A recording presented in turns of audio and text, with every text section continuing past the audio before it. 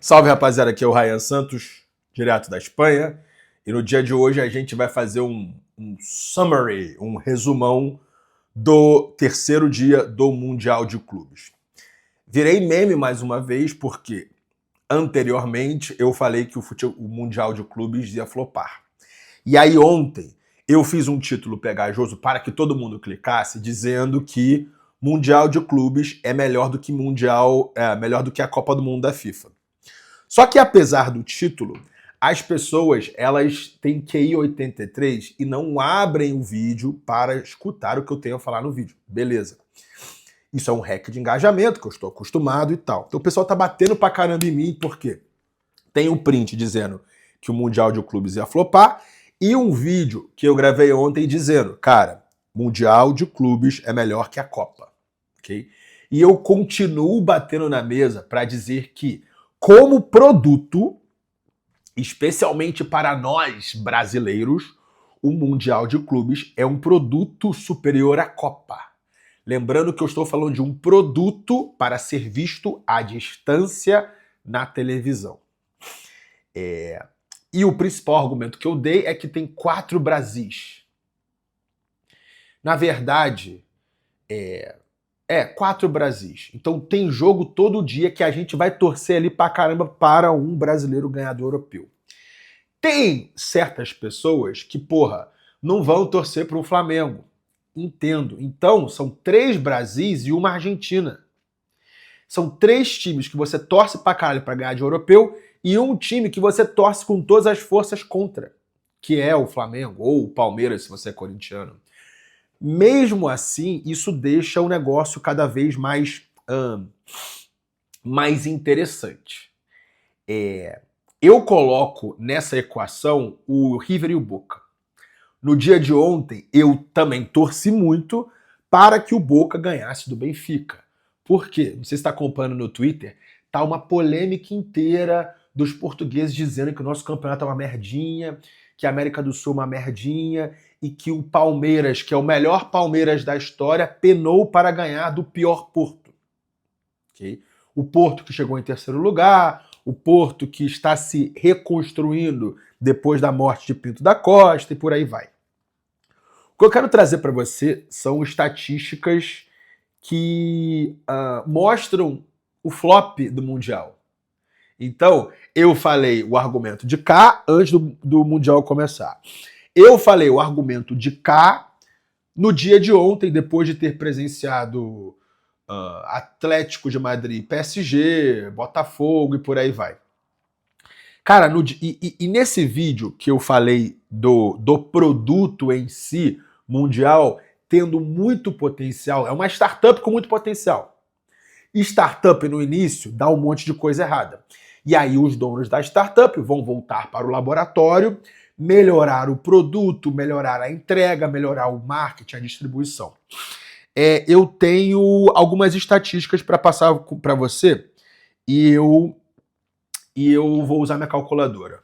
O jogo Chelsea e LAFC foram 22.137 pagantes, divididos por 71 mil lugares no estádio do Atlanta.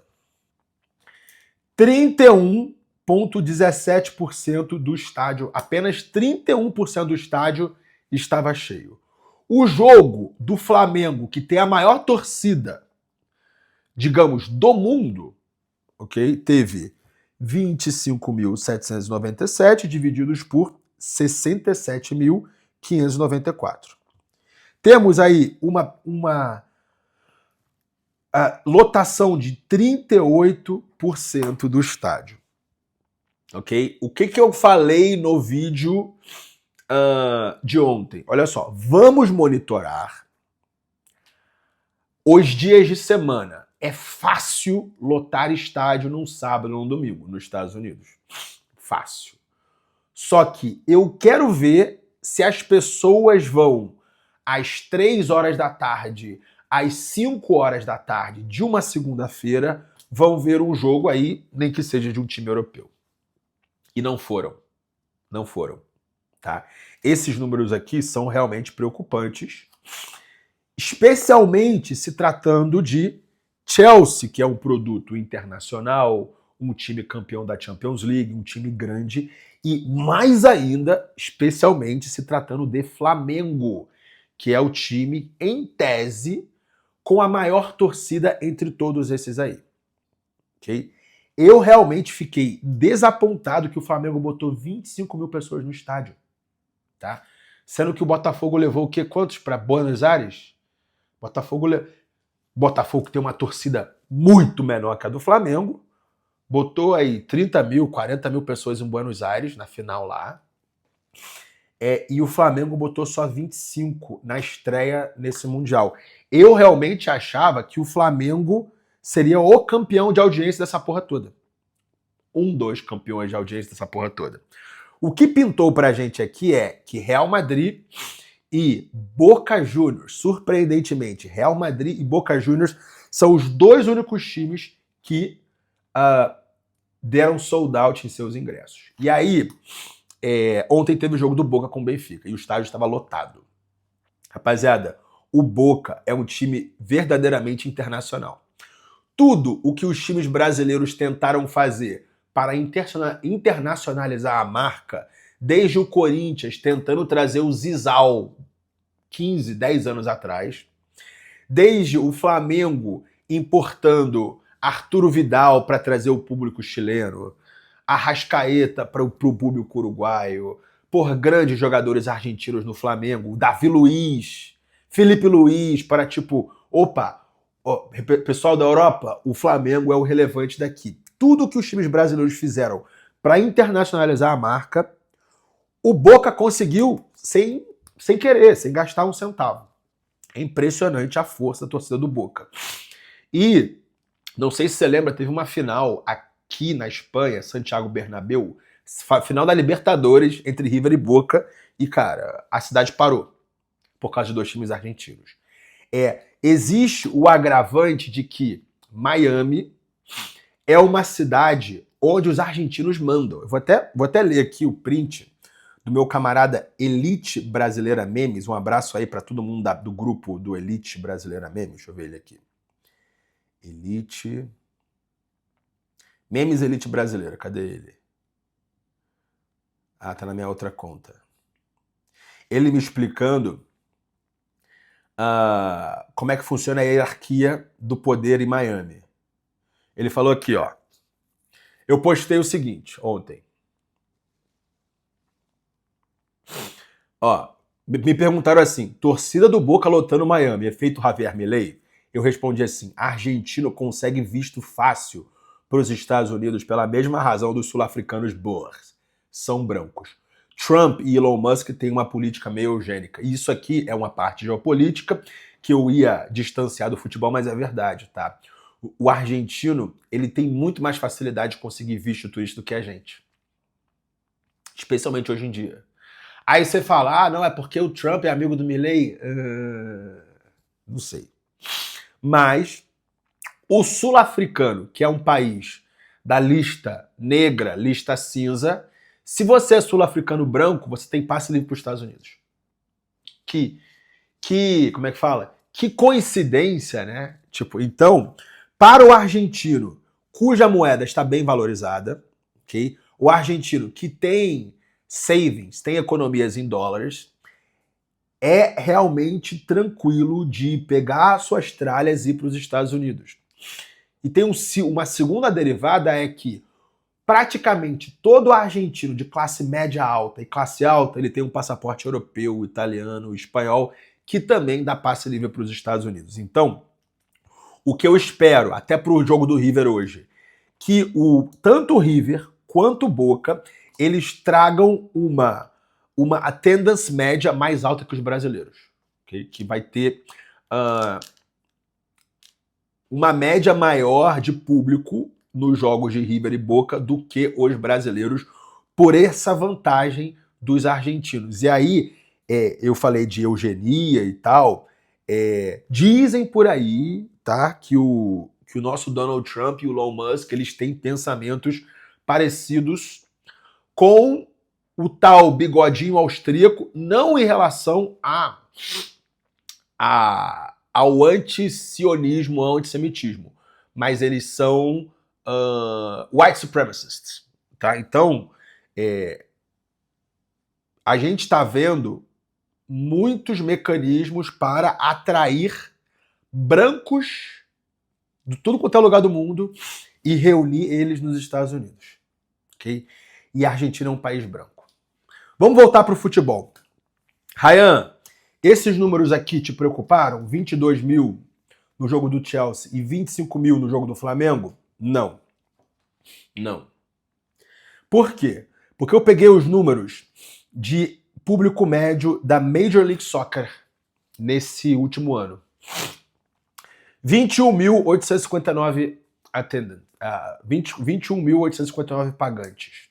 Então, tanto o jogo do Chelsea quanto o jogo do Flamengo estão acima da média. Estão acima da média da Liga MLS.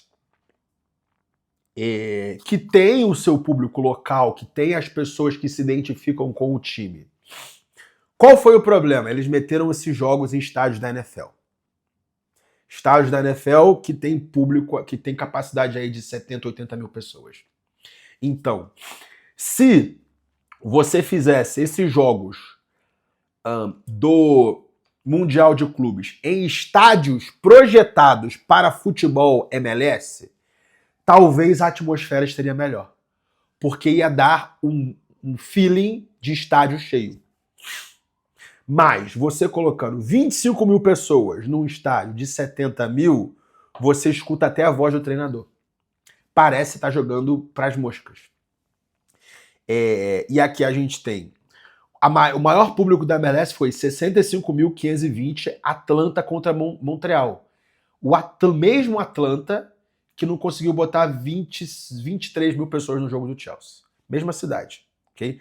E a pior é Dallas contra Chicago, 11 mil. Eu aposto pra você que vai ter o jogo aí, Ulsan e Mamelodi, cara, não vai dar 2 mil pessoas no estádio.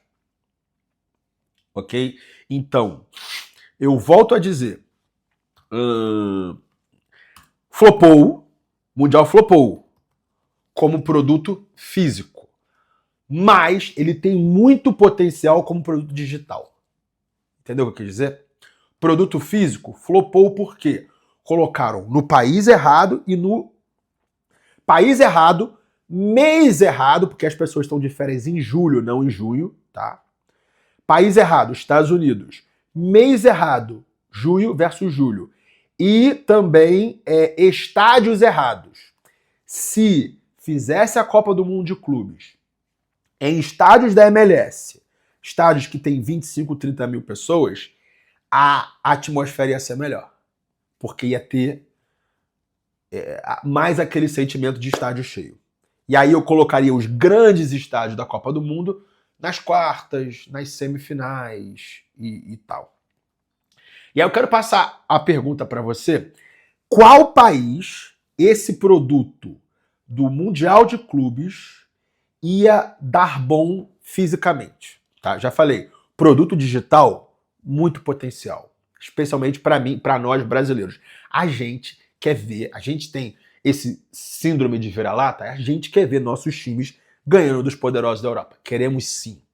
Tá? Muito legal ver o que o Palmeiras fez com o Porto. Tá? Devia ter ganho de 5-0, eu fiquei puto, pau no cu de vocês palmeirenses, que eu torci pra caralho pro Palmeiras, e vocês fazem esse papelão aí. Vai tomar no cu, Palmeiras. Vamos torcer muito pro Palmeiras aí contra o PSG também. Vamos lá. Eu quero perguntar a vocês, qual país você sediaria o próximo Mundial de Clubes? Não sei se a Alemanha, a França seriam bons lugares. Por quê? Porque nego não liga, especialmente em junho, julho. Tem que ser um país onde o público é carente por futebol hypado de alto nível. Eu penso em Brasil, México, Marrocos. Brasil, México, Marrocos. Talvez a Argentina. Mas eu acho que esse Mundial, se fosse no Brasil, ia lotar todos os estádios. Até para jogo do time da África do Sul e da Coreia. Ia lotar. Se fosse no Brasil. Então, é isso. Existe a dualidade entre o produto digital e o produto físico. E assim, se olharmos as estatísticas desses jogos flopados e colocarmos lado a lado com a liga local, não flopou. É só o país errado, o mês errado e os estádios errados. Quero saber a sua opinião aí. Tamo junto e é só o começo. Se inscreve nesse canal. Valeu.